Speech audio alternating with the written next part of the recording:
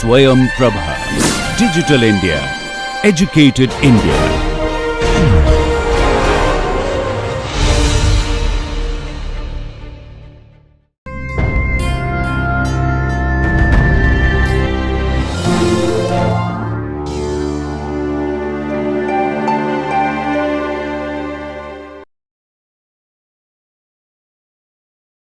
In transport mode, basically what happens is that you keep the original header and you encrypt everything, because you know signing basically means that the other end will be able to verify it. Okay.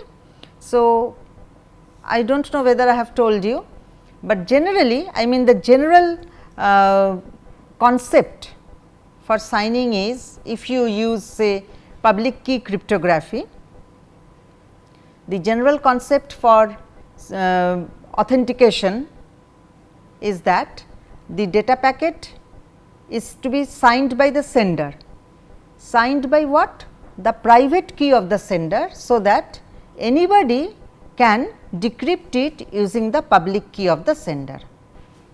Okay. That is the usage of signature. I mean, I am not telling whether it is digital, electronic, etcetera signature, I am just telling the concept, that this is the very simple, most easy concept. Why? Because the public key is available with everybody, just like the case that when you receive a certificate, you see the signature, you know that yes, this is a genuine certificate, just like that you can verify the signature. So, here how will you verify? Because you have the public key of everybody, so you can verify. But the interesting part is that, say there is somebody in the middle who has got the, who can see the data packet and can take it up also, those different types of attacks. Okay. It can only say, I mean delay the transmission of the packet, it cannot sign it. It may open up the packet and see the contents, right, but it is never going to sign it, because it does not have the original private key of the original sender. If it does that, it will be caught at the receiving end. Hence, what happens is that, just here you can understand that basically you can encrypt the data first with the public key of the receiver. So, basically what you can do is that, suppose you have this data, okay, and say this is the sender. So, the sender encrypts it with receiver's public key and then sign it with sender private. Okay. It travels to receiver. So, receiver over here. Okay. What happens? At first this is sender's private key. So, it can be stripped off by using sender's public key. So, you get the inner one. It can also be stripped off by receiver's private key. So, you get the original data back.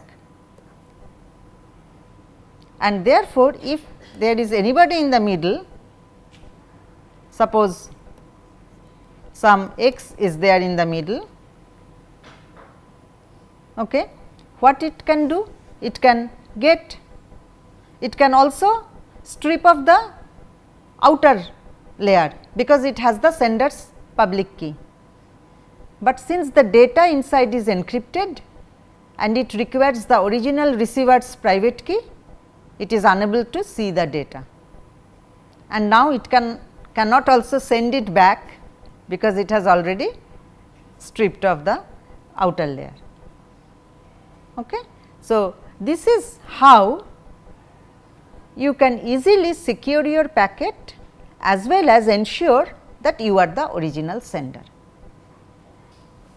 So, what we were talking about. So, now everything is more or less clear what happens in this transport mode and tunnel mode.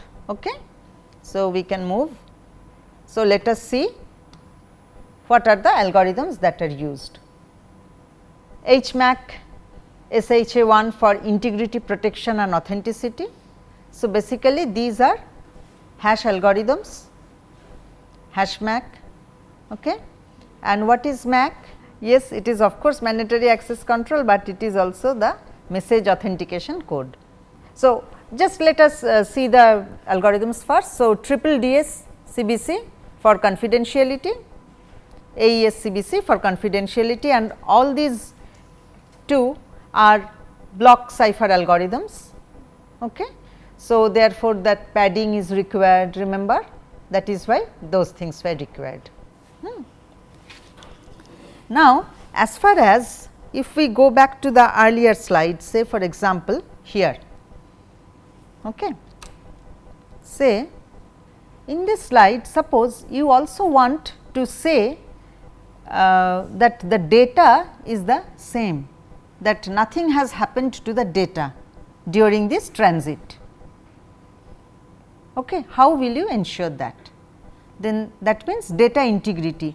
This is maintaining your data confidentiality, remember, but you may not be sure that, say, this man in the middle who is X, he might have hacked this actual receiver, okay, and might have got the private key also, we never know.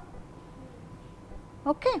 And they may not be using only public key crypto system, they may be using symmetric key crypto system also.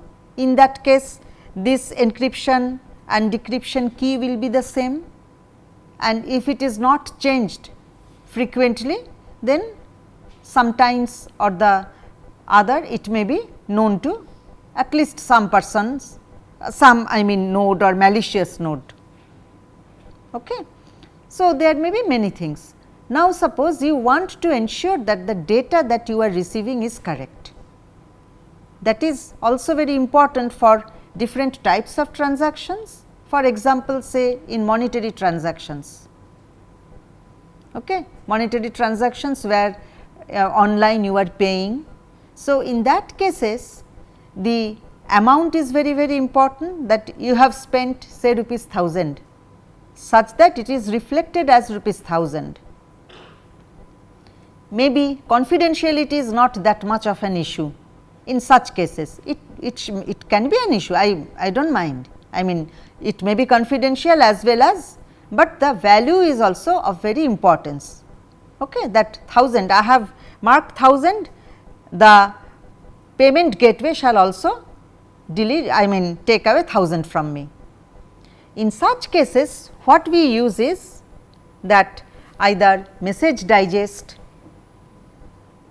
or say some sort of hash function. What does that mean? Nothing, they are footprints. Okay. And what type of footprints? That means you apply some function, mathematical function, the mathematical function may be very simple, but you will not be able to, I mean repeat it backwards.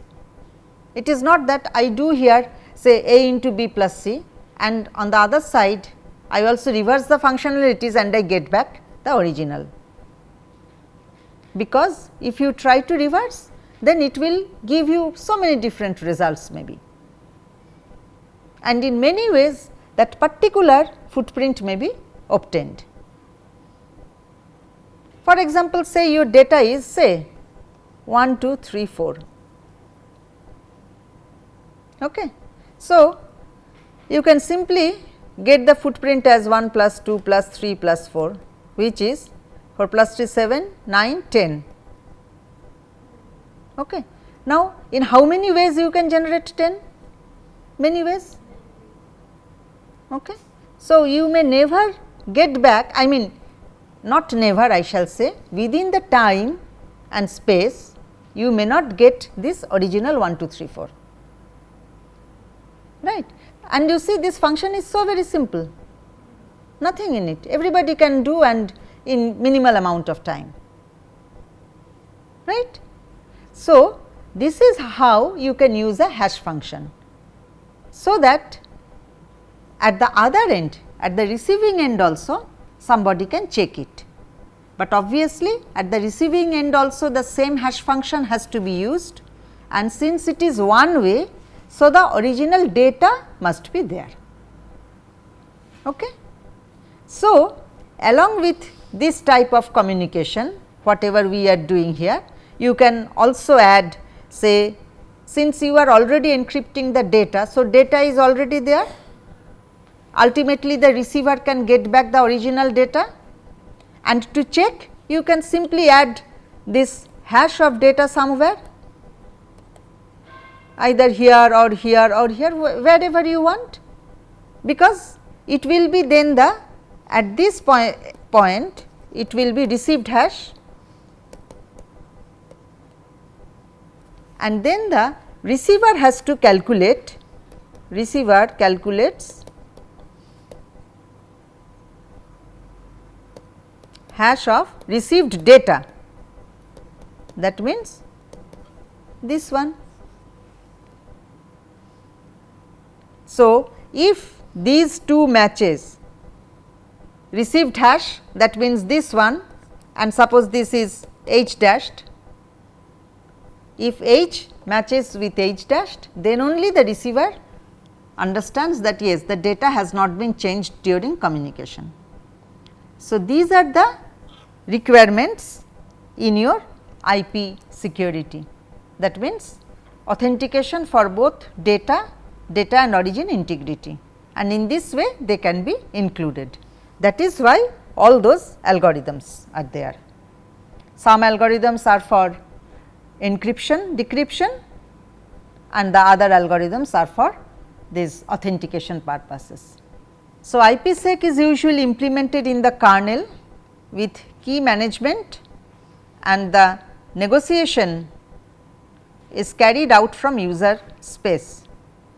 This very broad lengthy abbreviation is nothing but it is the scheme name. Okay. Existing IPsec implementations often include both of them, okay, depending upon the requirements of security of the application. And obviously, people think that now since everybody is aware, so why do not include all, let the users decide what they will take.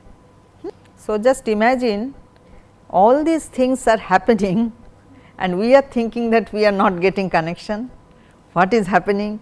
My data rate is becoming slow. So many things happen with every single say connection. Okay. Have you heard about stateful and stateless? Stateful means when these connections occur, if the server side, suppose there is a connection between server and client, okay. If everybody remembers everything, that means here the client is asking for some service. So, if the server remembers the client, then in the next session when this client comes up, then it will be easier for the server. So, that is stateful, okay. And stateless, obviously server does not remember anything, because it may have so many number of clients, okay. How long can it remember? So, in stateless what can happen is that whenever the client comes up again, then it has to again do the entire negotiation and everything, and it may be such that the some clients may not come, say may not come up until say 30-40 days. So, why shall I remember? So, that we have already dealt with the network layer. So, we can now move to the transport layer security. Okay. So, it is TLS. So, TLS and its predecessor secure sockets layer SSL, you might have seen in many pages it is written SSL handshake and other things. are cryptographic protocols that provide security for communications. TLS and SSL encrypt the segments of network connections at the transport layer end to end. Transport layer is always end to end, is not it? Let us see if we can find answers later on. So, TLS allows client server applications to communicate in a way designed to prevent eavesdropping and tampering. So, that means not only that snooping type of thing, eavesdropping is nothing but snooping, but also the modification or alteration, that means tampering with the data. So, basically it means that the data is therefore somehow encrypted or something like that, so that tampering cannot occur. And how can eavesdropping be prevented? Can you think of it? Eavesdropping is nothing but simply, yes, encryption is there. So, you cannot see the data, but can you know who is sending to whom? In the channel everything is open, is not it? Yes. Let us see if it does something. So, TLS provides endpoint authentication and communications confidentiality using cryptography. Of course, other than cryptography there is nothing. It provides RSA security. RSA, have you come across? I think in the typical end user browser usage, that means people like us, TLS authentication is unilateral, only the server is authenticated, but not vice versa till some point of time. Okay.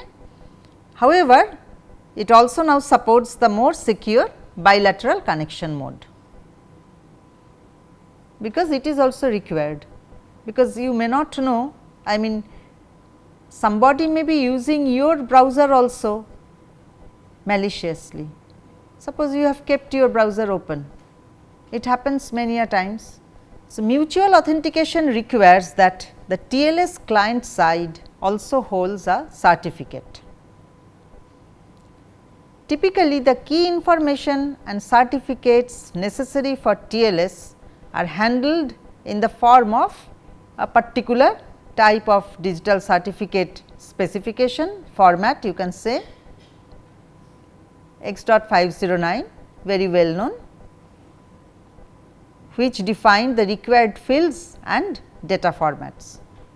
That means, in such certificates you will have the necessary information for the party that you wish to authenticate.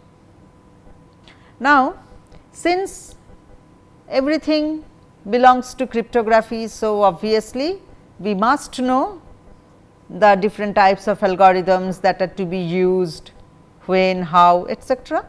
So, cipher suit has to be declared among the communicating parties.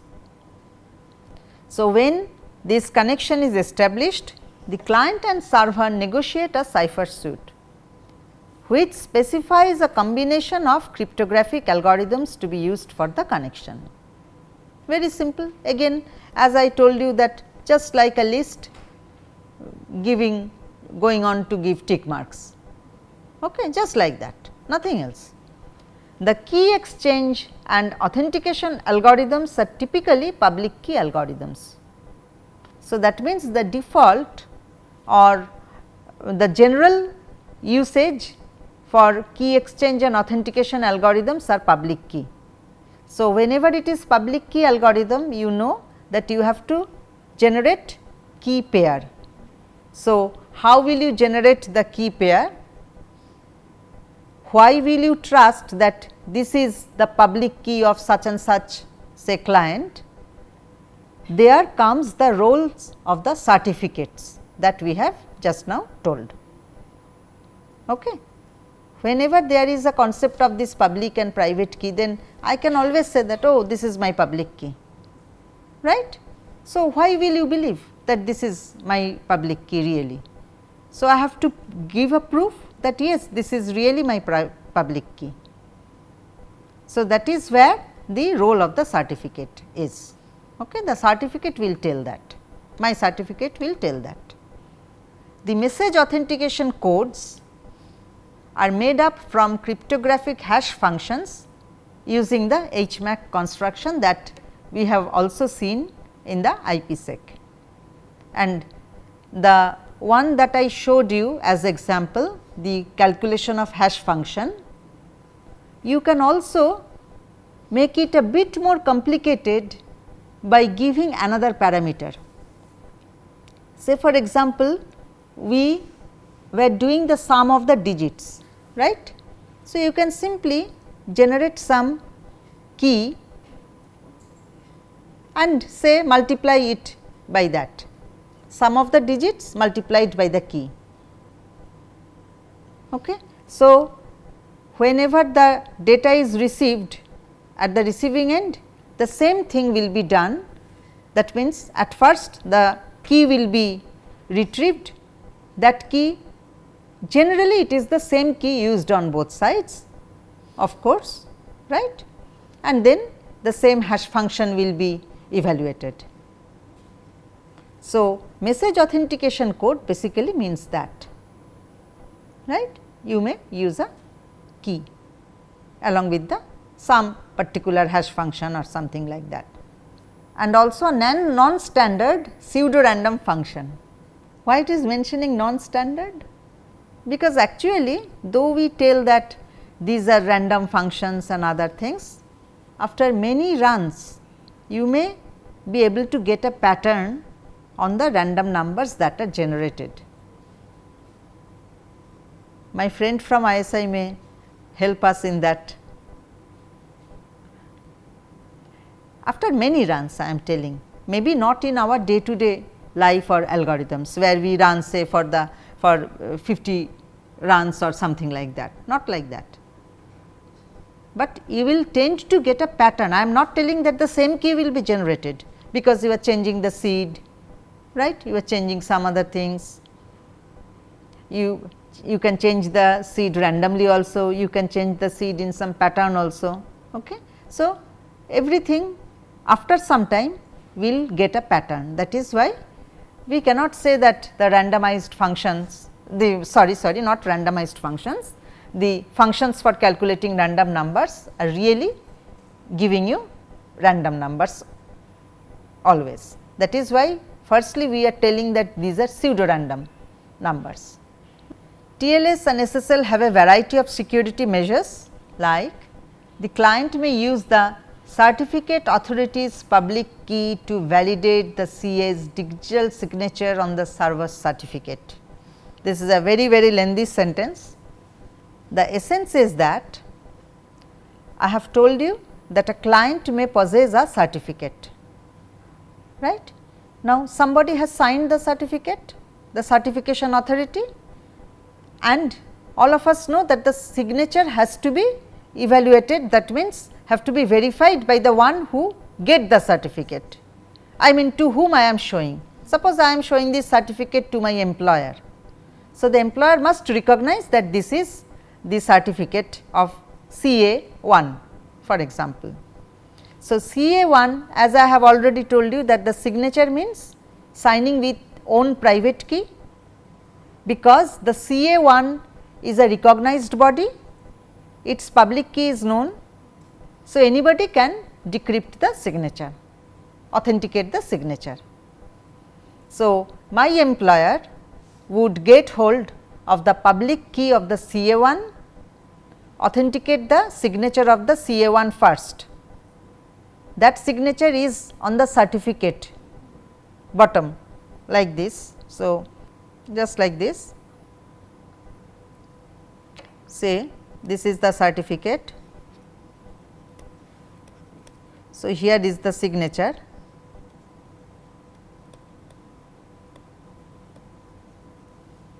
Okay.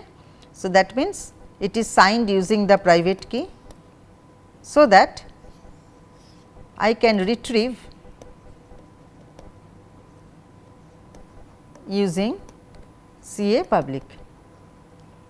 But whose certificate is this?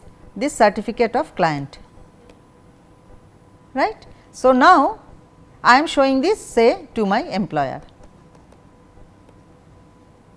So, employer knows that really this is the CA's, this certificate is provided by the CA, and therefore, it can verify the client now, because the certificate again contains many different fields.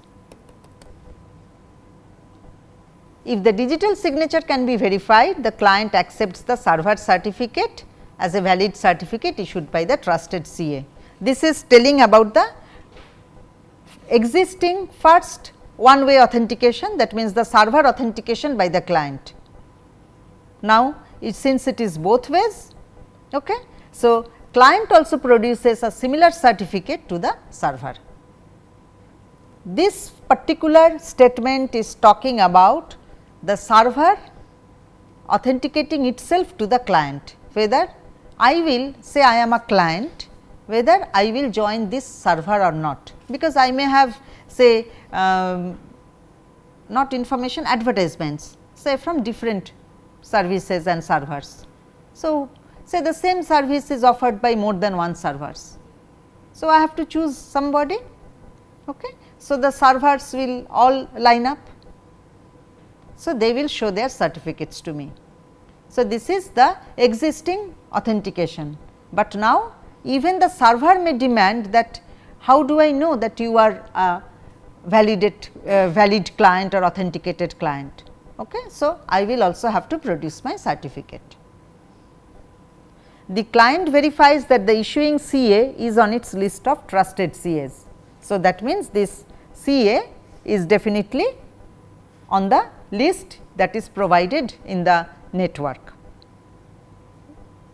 You can also see for yourself and find out who are able to issue certificates, okay, digital certificates. There are several authorities in for India also. The client checks the server's certificate validity period. Okay. That means, in the certificate, in this 1, 2, 3, 4 field, there will be some validity period also. Just like I mean in the bank, you have to produce your KYC from time to time, like that validity sort of thing, that whether you are still continuing with these things. Protection against a downgrade of the protocol to a previous or less secure version or a weaker cipher shoot, that is also there. That means, you do not know if the validity period is much longer, then maybe the certificate was old. Okay. So, we have protection in the TLS for all such things. Numbering all the application records with a sequence number. So, that is very true. Okay. And using this sequence number in the message authentication codes. So, that means the key that I was talking about. So, it would be the same in both sender and receiver, isn't it, because I am expecting say message number 20 from you. So, when you send next, it will be message number 20. So, that is dynamic also, and you do not have to generate also. You see, there are so many ways you can generate such keys dynamically without any complexity. Using a message digest enhanced with a key. So, only a key holder can check the MAC, obviously, because even if some X in the middle gets hold of that, it may not know which sequence number is expected. So, it will never be able to open it. And suppose it has got some key, it does not know that it is the sequence number. So, maybe after various trial and error, it has come up that 10 is the key. So, it will try, but in vain. The message that ends the handshake sends a hash of all the exchanged handshake messages by both parties. we are going into details of this handshake, what are the different steps, then you will understand. That means, at the completion of the handshake, a hash of all the exchanged handshake messages will be with both the parties. So that if I have some doubts at any point of time, I can just recheck. Then also I can find out whether the party that I am talking with now is the original one or not. The pseudo random function splits the input data in half and processes each one. I mean, these are all the processing parts, we may not go into the details. Okay. Obviously, it will employ many different techniques to get the best out of the security measures. Okay. So, this may provides protection even if one of these algorithms is found to be vulnerable. Okay. And this is a very common practice, that the input data is split into half, and after some steps it is reversed, and some I mean executions, some particular methods go on in one half, some very different methods on another half, and so on. Okay. Actually, here it means that the essence of the message digest concept. Okay. Always newer versions are coming up and with lesser vulnerability and other things, you know. SHA 256, yes, but actually everything is changing, and they are sometimes finding out some vulnerabilities of the new algorithm and then again reverting back, and it is I mean till not I shall say that everything is very fixed, but only the standards, since they are there, I mean standards are published. So, you have to abide by the rules, that is most important. A TLS client and server negotiate a stateful connection by using a handshaking procedure. During this handshake, the client and server agree on various parameters used to establish the connection security. The handshake begins when a client connects to a TLS enabled server requesting a secure connection and presents a list of supported cipher suites, mentioned it in steps 1 and 2, whatever. The thing is that firstly, this TLS handshake protocol, this is the first one that will be executing when I ask for some connection with somebody, handshaking. Okay? Because in the handshaking part, you know that all the particularities will be exchanged. And you see the name handshake, the terminology handshake has come from the handshake, how do you do? Okay. So, just exchange of pleasantries, like that here also the protocol pleasantries.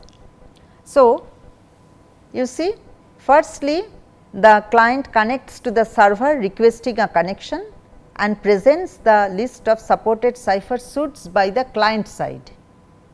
Remember, since I am requesting for a connection, so I am presenting whatever I have or whatever I can use.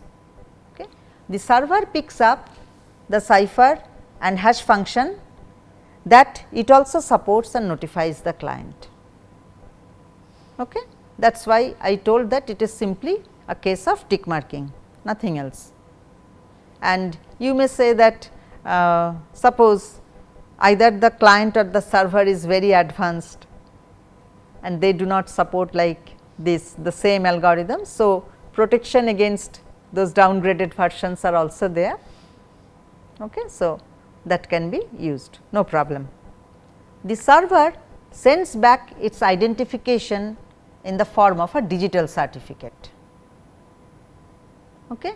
The certificate usually contains the server name, the trusted CA and the server's public encryption key. So, you see that 1, 2, 3, 4 fields basically mean these things. That means, the name of the entity for which this certificate is issued, here it is the server, therefore, the server's name, the trusted CAs, trusted CA means, that means the CA's public key and other things, everything. The CA who has signed this certificate, the validity period is also mentioned. I have not mentioned all the fields, the validity period is there, and the server's public encryption key, because as I have said earlier that how do I know that whatever you are claiming to be your public key is actually your public key. So, somebody in the position should say that. So, here the CA or the certificate authority issues the certificate in the name of the server telling such and such details about the server. So, I will now believe, because I can verify, I may not believe it offhand, because I can verify that yes, this is the some original CA. The client may contact the server that issued the certificate, that means the CA, and confirm that the certificate is authenticated. In order to generate the session keys, okay, the client encrypts a random number with the server's public key and sends the result to the server. So, the client now has the server's public key, and you know very well that this encrypted number cannot be decrypted by anybody other than the server itself, because the server has the private key corresponding to its own public key. Okay. So, even if somebody grabs this in the middle, it will be of no use. Maybe after some time out or something, the client will again try to pick up another random number and say encrypt it with the server's public key and send. And now, after the server received this, the server can decrypt using its private key and get back the random number. And in fact, if you remember those key exchange protocols, Needham, Schroeder and others, always they again send back something. The server optionally can send back another random number encrypted with something, so that the client knows that yes, the same random number has been reaching there.